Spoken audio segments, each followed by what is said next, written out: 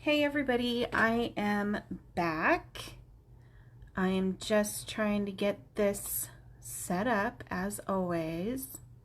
So I'm starting out with a piece of Neenah Crest Solar White 110 pound cardstock, and I'm going to show you how to one color blend. So not everybody starts out with everything. So I've got GO3, GO5, GO7, and GO9. Okay, for these to blend really nice, they would all actually work together, but we're not all going to have the right pens for what we need. And we might not want to go from GO3 to GO5. We might just want something in between. So that's where one marker coloring or one color coloring blending comes in handy. So I'm just going to use just GO3. That's it, nothing else. I'm just going to make a little circle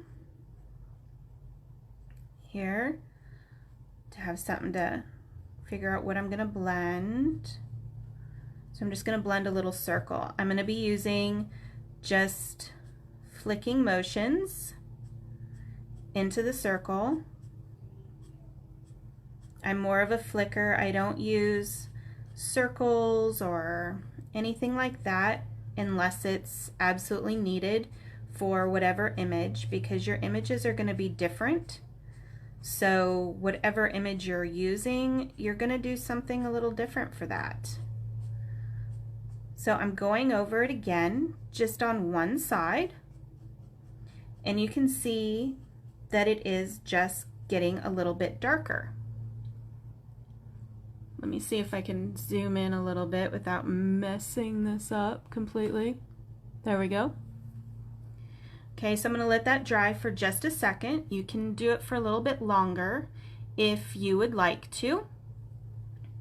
But now I'm going to go over it again, but just on this one side. And I just want it to get a little darker.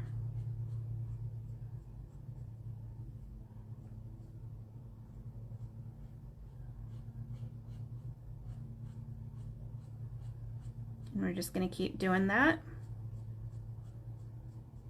So you can see it's gradually getting darker and darker. So you really don't need a whole bunch of pens. It's nice to have a whole bunch of pens, but you don't need them. So if I did the same circle and I colored this in,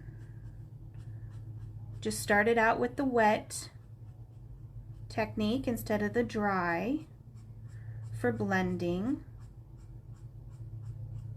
Wet blending, if you haven't seen that chapter yet, is where you start out where everything is colored. Okay, so then we're going to go to GO5, and you're going to see how that's just a little bit darker.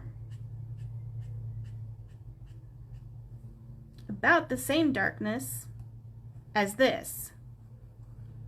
And we just went over that 3 times with the GO3.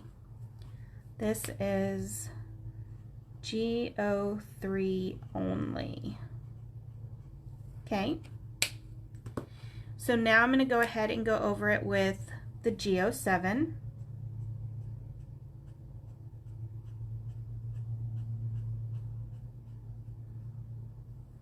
There we go. And I'm going to take my GO3 and I'm going to go over this one, see if I can get it as dark as that GO7.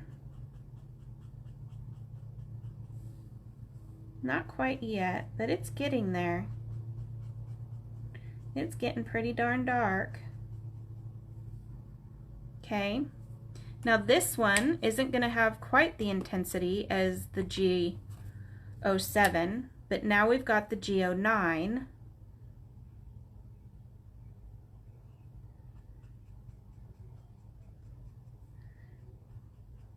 So that's if you really want to get in there dark.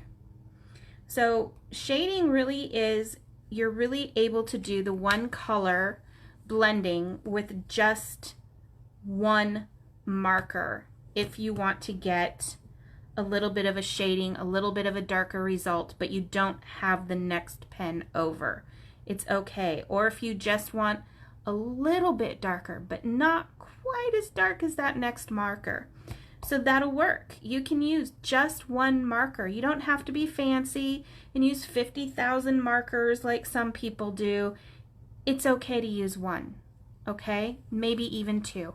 So I will see you guys later. I will see you with the next blending technique. See you later. Bye.